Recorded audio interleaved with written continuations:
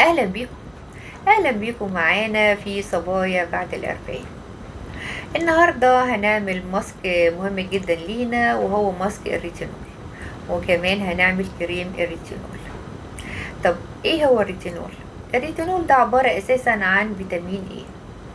طبعا يعني في بعض الناس بتشتري كريم أو سيرم الريتينول من الصيدليات، وبتشتري كريمات بتحتوي على الريتينول، علشان الريتينول بيعمل تقشير وتفتيح للبشرة. طب ايه المكون اللي بيكون عندنا نباتي ومتوفر في كل بيت وسعره بسيط جدا في متناول الجميع، نقدر كلنا نجيبه بسهولة، وبالتالي نقدر نعمل ريتينول يعني مرتين ثلاثة في الأسبوع، سواء نعمل ماسك أو كريم؟ المكون ده متوفر في الجزر. طبعا كلنا عارفين ان الجزر بيحتوي على كمية كبيرة جدا من فيتامين A والبيتا كاروتين. المادتين دول مهمين قوي قوي في ترطيب البشرة، وكمان في تفتيح البشرة، وبيعمل برضو تقشير كده بسيط للبشرة. طيب احنا نبتدي الاول بالماسك. الماسك ده ازاي هنعمله؟ بايه؟ هنجيب الجزرايه ونغسلها ونشطفها ونقطعها سلايد كده، او نقطعها قطع ونحط شويه ميه ونسلقها. بعد ما سلقنا الجزر نجيب برضو شوية رز، وده برضو سعره متوفر وموجود تقريبا في كل بيت. احنا يعني ماسكاتنا غالبا بتكون من حاجات متوفرة في بيوتنا العادية. طب جبنا بقى شوية جزر وسلقناهم، وجبنا شوية رز وسلقناهم. هنحط الاتنين. ادي كده انا سلقت جزر وسلقت، ادي كده رز مسلوق، وادي كده جزر مسلوق. وبعد كده اضفتهم الاتنين على بعض هما. ادي الجزر المسلوق والرز المسلوق، طبعا هيكون فيهم شويه ميه. طبعا انا لما سلقت الجزر ما سبت فيه شويه ميه، ولما سلقت الرز برضو سبت فيه شويه ميه. ادي هو كده. طحنتهم بقى بايه؟ بالهاند بلندر او بالخلاط او بالشوكه المتاح عندنا. اعمل تدليك واعمل تدليك. طب انا بعد كده سبت الماسك. انا عامه بسيب الماسكات يعني نص ساعه بالكتير، بعد 10 دقايق، بعد ربع ساعه، حسب البشره ما امتصته او حسب الجو عندنا. لو جو حر هتلاقي الماسك نشف بسرعه على بشرتنا. طب انا عاوزه اقصى استفاده ممكن من الماسك. طبعا زي ما قلنا احنا لازم يعني نحاول يكون في دايما عندنا سبراي الرز. ميه الرز موجود في كل بيت وموجود في التلاجة. انا دايما بعمل سبراي ميه الرز، وبحطه في التلاجة عندي، بيقعد تقريبا اسبوع. انا مثلا لقيت الماسك نشف، اقوم جايه حاطه رشه سبراي ميه الرز، وبرده عامله تاني مساج كده وتدليك برده، علشان برده اجري الدوره الدمويه اكتر في المكان اللي عليه الماسك، وبالتالي الجلد يعني يستفاد او يتشرب اكتر الماسك، ويستفاد باكبر قدر ممكن من المكونات بتاعه الماسك. طب احنا عندنا طبعا مكونين مهمين جدا.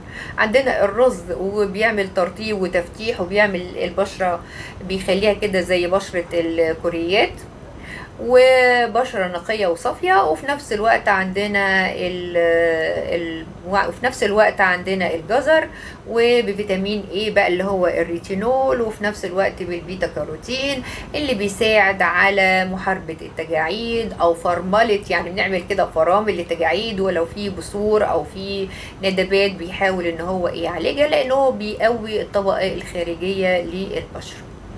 البيتا كاروتين مهم جدا جدا لمحاربة لو في مثلا التهابات في البشرة بيحاربها، ولو في بعض الجروح او الالتهابات زي ما قلنا بيحارب الالتهابات. ده البيتا كاروتين. وفيتامين ايه بيعمل على تفتيح البشرة وتنقيتها في نفس الوقت، فيتامين ايه بيعمل على تفتيح البشرة وتقشير البشرة، انما البشرة طبعا بنقشرها فبيعمل لها تفتيح.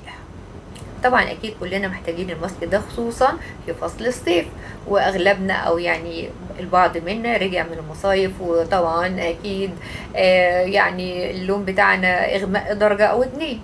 فبنحاول احنا بعد ما بنيجي من اي مصيف او من اي مثلا مشوار، كنا ماشيين في الشمس والشمس كانت قوية، بتبقى الأشعة بتاعتها مش ألطف حاجة على الجلد، وبتبقى أشعة ضارة بتسبب التهاب في الجلد، وبالتالي احمرار. وبعد كده يبقى شكلنا جميل وامور كده في الاول واحنا محلوين كده وبشرتنا وردي غامق كده ومنوره، وبعد كده تاني يوم نبص نلاقي بشرتنا طفت وابتدت تغمق درجه او اتنين.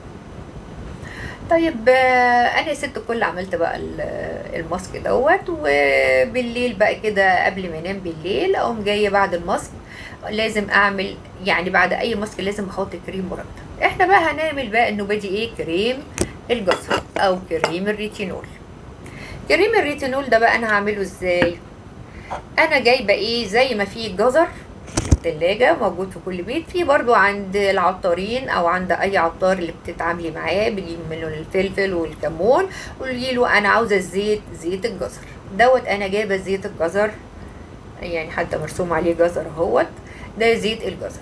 جبت بقى من عند العطار زيت الجزر اللي انا بثق فيه، والبطل معايا دايما برضو بعد اي ماسك اللي هو البنسينول. طيب انا بقى هحط الاول قاعده للزيت، يعني انا يعني ادي مثلا الزيت فانا احط عليه على قاعده كريم، انا الكريم بتاعي هيكون هو البنسينول، فجبت شويه كريم بنسينول اهوت حطيتهم، ادي كده كريم اهو بنسينول، وحطيت 10 نقط من 10 ل 15 نقطة زيت جزر حسب الكمية، وكمان كان عندي جل الألوفيرا حطيت عليه ايه، جل الألوفيرا. يبقى انا هنا قلنا كريم البنسينول و10 او 15 نقطة من زيت الجزر وجل وشوية جل ألوفيرا. بعد كده امزج المكونات دي مع بعض وادهن البشره بتاعتي. طبعا الدهان او الكريم دوت علشان هو فيه زيت فانا احطه ايه بالليل قبل ما انام، لانه لو الزيت ده دهنته ومشيت بيه في الشمس للاسف هيجيب نتيجه عكسيه، بدل ما يحصل تفتيح بالعكس البشره هتغمق اكتر. طيب انا ممكن برضو عاوزه الكريم ده اعززه كده واخليه يعني ازود الاستفاده منه او ازود المكونات بتاعته. فانا ممكن انا مثلا لو انا عندي مثلا هنا ديت نقط فيتامين سي، فانا احط ايه برضو 10 نقط فيتامين سي على الكريم بتاعي. ما عنديش بقى فيتامين سي، نفترض ما عنديش فيتامين سي برضو عاوزه اعزز الكريم بتاعي، انا هنا عندي ده فيتامين ه، اقوم جايه فاتحه واحد يعني كده جايبه فيتامين ه اهوت، وجايبه المقص واقوم جايه اهوت كده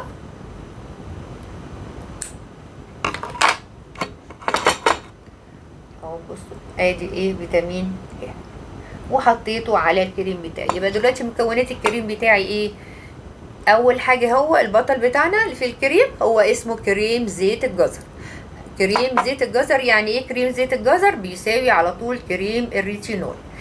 فانا دلوقتي الكريم بتاعي عباره عن زيت جزر، عن بنسينول، عن جل الوفيرا، وبعد كده احط الاضافات. احنا ممكن جدا اكتفي بالبنسينول وزيت الجزر كويس قوي قوي. والله عندي جل الوفيرا احط، عندي فيتامين سي احط 10 نقط، يعني قلنا 15 نقطة زيت الجزر، وعندي 10 نقط او 5 نقط فيتامين سي، عندي فيتامين ه احط، ما عنديش عندي يا ستي اوميجا 3. طبعا اغلبنا دلوقتي بياخد اوميجا 3 برضو، افتح كبسولة اوميجا 3 واحطهم واعمل ميكس بقى للمكونات دي، اعمل لها ميكس كده كلها مع بعضيها وابتدي ان انا هنا كنت عامله ميكس المكونات هنا ديت كده. اقوم جايبه برضو ادي الكريم اهوت، اقوم جايبه برضو حطها على ايدي، اقوم جايه ايه دهنه كده الكريم اللي هو كريم البنسينول الكريم اللي هو الريتينول، واقوم جايه بقى دهناه كده واوزعه كويس قوي على بشرتي. برضو اعمل التدليك عشان ازود ضخ الدم في الجلد وازود الدوره الدمويه، فبرضو تحصل اقصى استفاده ممكنه من الكريم. طيب يعني حطيت بقى الكريم بالليل، صحيت الصبح اغسل وشي بميه فتره والتونر وادهن الكريم المرطب بتاعي او الكريم النهاري بتاعي العادي اللي انا معتاده عليه. لما توصلي معايا بقى للنقطه دي يا ريت بعد ما تعملي الماسك والكريم تقولي لي ايه اللي حصل في بشرتك، ويعني حسيتي بفرق ولا ايه بالظبط، وتقولي لي وتكتبي لي في التعليقات. نيجي بقى للنقطة التانية المهمة جدا جدا قوي، ما تقلش أهمية أبدا عن الكريم والماسك اللي احنا عملناه، اللي هو إن احنا ناكل جزر. طب ناكل جزر ازاي؟ لا إما نعمله عصير، يعني لا إما نشربه أو ناكله. ممكن أنا مثلا أعمل إيه مخل، أنا هنا كنت عاملة مخلل جزر فقلت أوريه لكم. فبنعمل مخلل جزر، أو ممكن تعملي مربى جزر، ممكن تعملي عصير جزر. فالمهم ان انت تتناولي، ممكن تحطي الجزر في الشوربه وتاكليه. المهم ان انت تتناولي الجزر، لان اهميه ان انت تاكلي الجزر ما تقلش ابدا عن اهميه ان انت تعملي ماسك الجزر او كريم الجزر. خللوا الجزر، يا ريت تعملوا خلل كده وتقولوا لي. يا ريت تكتبوا لي اي اللي عنده وصفات، تكتبوا لي في الكومنتات. لو حد عنده وصفه حلوه للبشره يا ريت يكتبها لي في الكومنتات، لانه طبعا زي ما اتفقنا ان الدل على الخير كفاعله. ويا ريت بقى سبسكرايب لو المحتوى عجبكم، ويا ريت لو الكريم عجبكم والماسك سبسكرايب وشير ولايك للقناه. اشوفكم ان شاء الله على خير.